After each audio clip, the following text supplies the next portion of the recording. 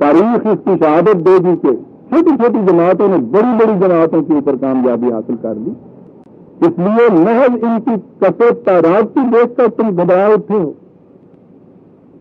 بڑا غلط فیصلہ ہے تمہارا. یہاں پھر ایک چیز آئی، غلبت فئۃ کثیرۃ بإذن اللہ. پھر وہی ترجمہ ہمارے ہاں کا ترجمہ کیا جاتا ہے خدا کے حکم سے. خدا کے حکم سے چھوٹی چھوٹی جماعتیں بڑی جماعتوں پہ غالب آئیں. سیدھی سی بات ہو گئی کہ اب اس میں چھوٹی جماعت ہے، اس کی تو اپنی کوئی کاریگری نہ رہی، نہ ہی یہ چیز اس کے لیے ہر وقت یقینی رہی کہ ہم غالب آئیں گے، کیونکہ اس کے لیے تو شرط قرار دے دے خدا کا حکم. خدا کا حکم ہوگا تو یہ غالب آئیں گے، نہیں حکم ہوگا نہیں غالب آئیں گے. وہاں جائیں گے جس طرح سے جیتا ہوا مقابلہ کریں گے، بھاگ جائیں گے، پوچھا جائے گا، کہا جائے گا کہ صاحب خدا کا حکم ہی نہیں ہوا تھا، ہم کیا کریں. پچھلے برس میں نئی وشاقت کی اصطلاح ہمارے سامنے آئی اور وہاں میں نے بتایا تھا کہ اس کے لیے ہمارے ہیں کہ اردو محاورے کے مطابق جسے چاہتا ہے یہ کرتا ہے. اس نے کتنی تباہیاں ہمارے لیے پیدا کر دی. اسی ظلم میں یہ چیز ہے بإذن اللہ. اللہ کے حکم سے یہ ہوتا ہے. ہر بات جو نہ ہو اس کے لیے آپ ذمہ داری نہیں ہے. اس کی مرضی ایسی تھی، اس کا حکم ہی ایسا تھا. اس کا حکم ہوتا ہم بھی کامیاب ہو جاتے، ناکام رہ گئے، اس کا حکم ہی نہیں تھا. وہیں آ گئے ہم جہاں پچھلی دفعہ میں نے عرض کیا تھا. تو تباہ کر کے رکھ لیا اس غلط سے رکھ لیا، کیا تباہ ہو گئے ہم. ہمیں تباہ کر دیا گیا ایک سازش کے نتائج کہ جس کے نتائج اس قسم کے عقائد ہمارے یہاں داخل کر دیے گئے. تقدیر میں ہوگا تو ہو جائے گا، اس کی مشیت میں ہوگا تو نہیں ہوا ہے. ہم کیا کریں صاحب، خدا کی مرضی ایسی تھی. اور یہ تو آپ کو معلوم ہے کہ جہاں کہیں ناکامی ہوتی ہے وہاں خدا کی مرضی آتی ہے. کامیابی کا سارا کریڈٹ آپ خود لے جاتے ہیں. ناکامی ہوتی ہے اللہ کی مرضی ہے ہوگی. جیسا میں نے کہا تھا لڑکی پیدا ہونے پہ کہتے ہیں نا کہ اللہ کی مرضی، مر جانے پہ بیمار کو کہتے ہیں نا اللہ کی مرضی. اچھا ہو گیا بیمار تو فلاں ڈاکٹر فلاں حکیم کا یہ تدبیر کی، وہ دوائی دی، بہت باغ دوڑ کی، مر گیا تو خدا کی مرضی. میں نے گزارش کیا تھا کہ قرآن کے ان مقامات کے متعلق ریکنسٹرکٹ کرنا پڑے گا آپ کے ان تصورات کو، ان کانسیپٹ کو، ان کا مفہوم متعین کرنا پڑے گا آپ کو قرآن کی روح سے. ان کا صحیح مفہوم متعین کیے بغیر آپ کبھی قرآن کی صحیح تعلیم کے اوپر نہیں آ سکتے. بإذن اللہ. اذن بنیادی معنی اس کے تو کام کے ہوتے ہیں. یہاں سے اب وہ عرب آگے چلاتا ہے جیسا ان کا قاعدہ ہے. ٹھیک ہے، کہیں اس کے معنی کسی کے کان میں کوئی بات کہہ دینا، کہیں اس کے معنی کسی کی بات سن لینا، اس میں اجازت بھی آتی ہے، اس میں علم بھی آتا ہے، اس میں مشیت بھی آتی ہے. علم جو ارادے کے ساتھ ہو، وہی بات جسے میں نے مشیت کہی. یہ کیا چیز ہے؟ ترجمہ اس کا بإذن اللہ نہیں، حکم خدا بندی نہیں. میں نے عرض کیا تھا کہ یہ تو حکم بھی یہی چیز ہوتی ہے، لیکن اگر حکم کوئی ایسا ہو تو ہمیشہ وہی ہو، اسے قانون کہتے ہیں. خدا نے حکم دیا کہ آگ حرارت پہنچائے گی، اب اس کے بعد اس حکم کو اس میں بدلا نہیں ہے. لن تجد لسنت اللہ تبدیلا. ایک دفعہ جو حکم دے دیا آگ کو کہ تم نے حرارت بہم پہنچانی ہے، پھر اس کے بعد اسے بدلا نہیں ہے. جب یہ غیر متبدل ہو جائے تو حکم تو اسے قانون کہتے ہیں. وہی ڈیفینیشن جو میں دوہرایا کرتا ہوں. اگر یہ ہوگا دین تو نتیجہ اس کا یہ نکلے گا آلویز، ہمیشہ یہ ہوگا. لا کی ڈیفینیشن یہ ہے اف دین آلویز. ایفر مین کی بات تو یہ ہے اسے خدا کا حکم چاہیے، ارادہ چاہیے، مشیت چاہیے، قدرت چاہیے.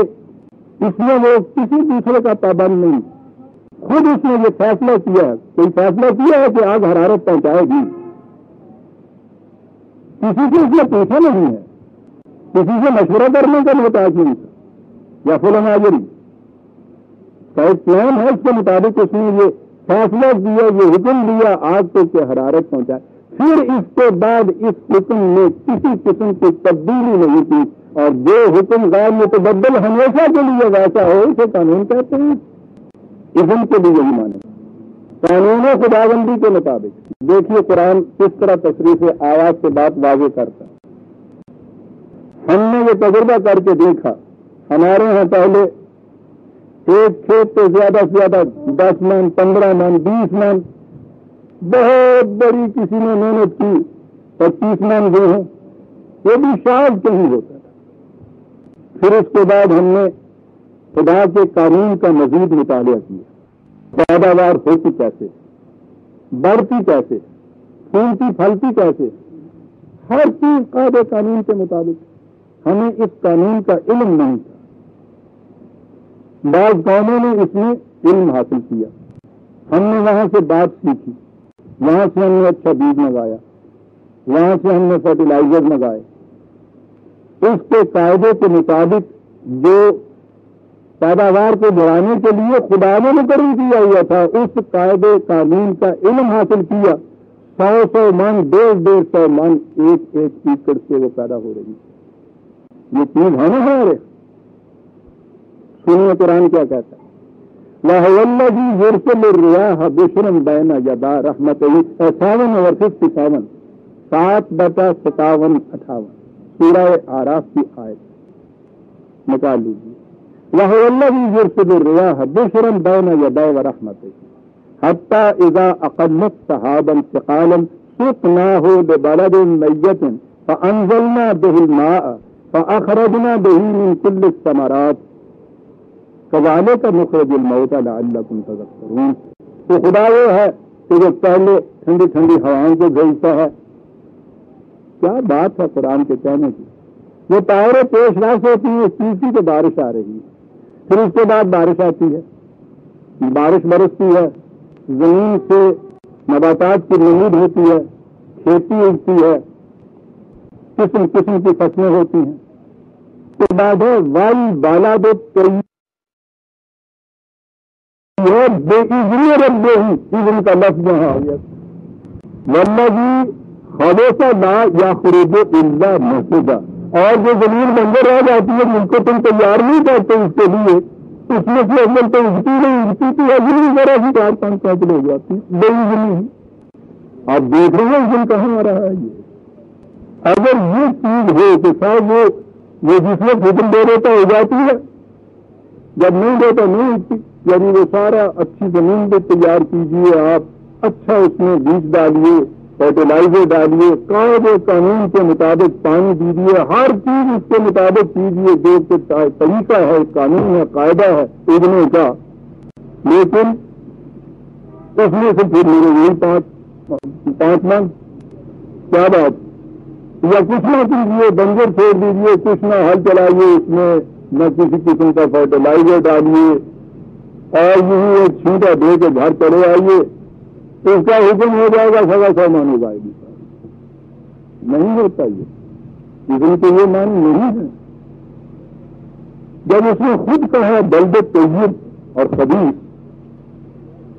تو یہ تو بنیادی شرط ہوئی، کہا بارش ہمارے ہاں سے جو آتی ہے وہ تو دونوں کو یکساں برستی ہے۔ سوال یہ ہے کہ نیچے زمین کی قسم کی تم نے تیار کر رکھی ہے۔ طیب، یہ طیب اور خبیث جو لفظ ہیں، طیب ہوتے ہیں جو بہت پھل دینے والی ہو، خبیث اسے کہتے ہیں جو بالکل فٹ ہو۔ زمین کس قسم کی ہے نیچے؟ یہ ہے جہاں اذن ربی آتا ہے۔ جس زمین کو تم نے یہ سارا کچھ اس میں یوں تیار کر کے رکھ دی، اس کے لیے اذن خدا بندی یہ ہے کہ 125 من دے گی۔ جسے تم نے ویرانہ کر کے چھوڑ دیا، اذن خدا بندی یہ ہے کہ کچھ نہ دے، دے اذن۔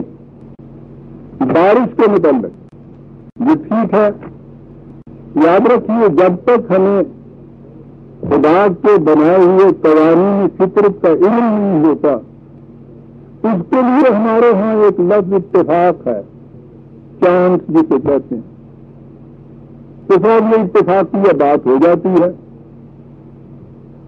تو آپ کو دیکھیے صاحب، ساون کا مہینہ بھی یوں گزر گیا، بارش ہی نہیں ہے، یوں ہے تو یوں جا کے ہوئی ہے۔ جو ہم یوں کہہ رہے ہیں، نہ کوئی قاعدہ نہ کوئی قانون، اس کے مطابق بس یہ اتفاقی چیزیں چل رہی ہے۔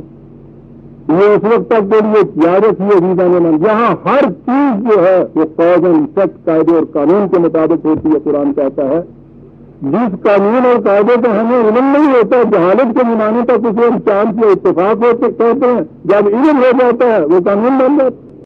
ہماری جہالت اور علم کی نسبت سے یہ قانون اور اتفاق یہ چانس ہوتا ہے، یاد رکھیے۔ یہاں کوئی چیز بائی چانس نہیں ہوتی، بائی چانس ہونے لگ جائے تو قرآن کہتا ہے تاس ناس ہو کے رہ جائے یہ ساری کائنات۔